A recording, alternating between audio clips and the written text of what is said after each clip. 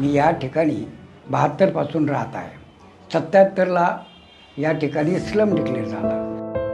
Slum डिक्लेअरमध्ये light, पाणी, road, गटार आणि त्या ठिकाणी छोट्या मुलांना मलेरिया, वरून अंधारामध्ये राहत असताना माळ्याहून काही मुलं पडली गेली. त्या अंधारामध्ये मुलांचे मृत्यू झाले.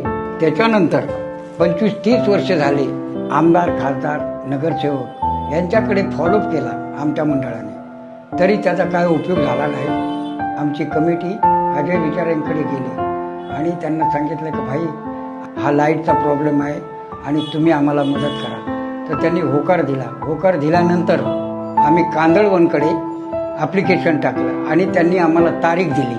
त्याच्यासाठी त्यांनी पंचनामा करायच्या वेळेला अजयबाईला बोलवलं. त्या पंचनाम्याची ही कॉपी आहे. आम्ही रिलायन्सच्या ऑफिसकडे मोर्चा नेला, तिथे आम्हाला काही यश मिळालं नाही. त्याच्यानंतर पोलीस चौकीवरती आम्ही मोर्चा नेला, तिथे आम्हाला यश मिळालं नाही. तर आपण हायकोर्टाकडे जाऊ, जो खर्च लागेल ते मी करतो. हायकोर्टामध्ये जी केस टाकली, ही ती केस नंबर आणि ही फाईल आहे. आणि ते प्रयत्न यशस्वी झाले.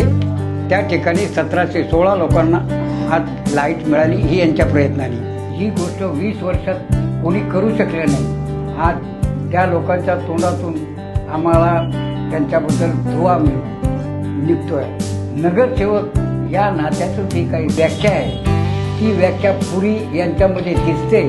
म्हणून आम्ही लोक या माणसाला निवडतोय आणि ते सत्तेवर नसताना त्यांनी जी मदत केली, अशी व्यक्ती जर नगरसेवक म्हणून जर पुढे आली तर लोकांचे प्रश्न सुटतील.